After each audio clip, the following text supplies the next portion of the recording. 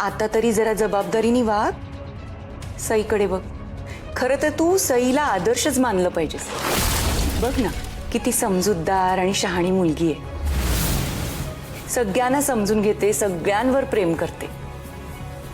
तिच्यासारखं वागण्याचा प्रयत्न जरी केलास ना तू, तरी तुझं आयुष्य मार्गी लागेल. काय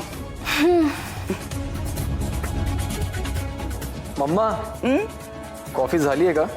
हो, मी देते. हा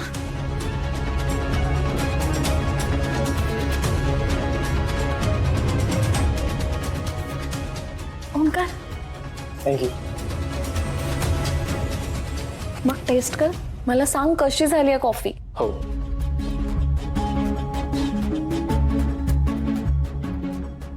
खूप मस्त झाली आहे कॉफी. थँक्यू. हो रे, ऍक्च्युली छान झाली आहे.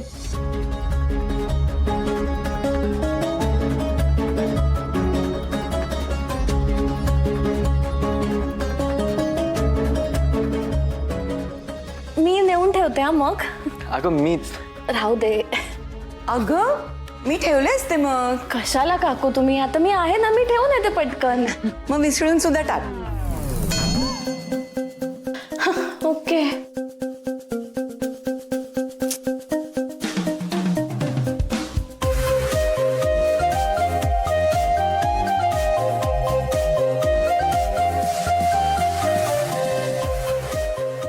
काकू चला, जाते मी आता.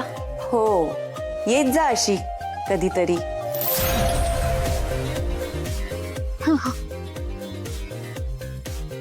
चल ओंकार, बाय.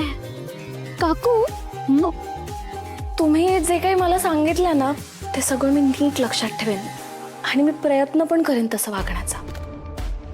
पाया पडते. हा सुखी राहा. तुझ्या चांगल्यासाठीच सांगितलंय मी.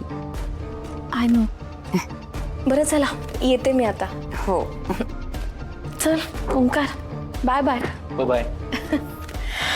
ते मी येत. आई घर सोडून गेल्यापासून फक्त एकदाच ऑफिसला आली होती. सई पण त्यांच्याकडे एकदा गेल्या होत्या त्यांना भेटायला. त्यानंतर सई पण आईच्या टचमध्ये नाहीये. आणि आम्ही अलिबागला असताना तेव्हा एक्झॅक्टली आई कुठे होती हे माहिती करून घ्यायला हवं. रामाडे आईच्या पियेला विचारतो ना, त्याला माहितीच असेल. देवान सरांचा फोन. हॅलो.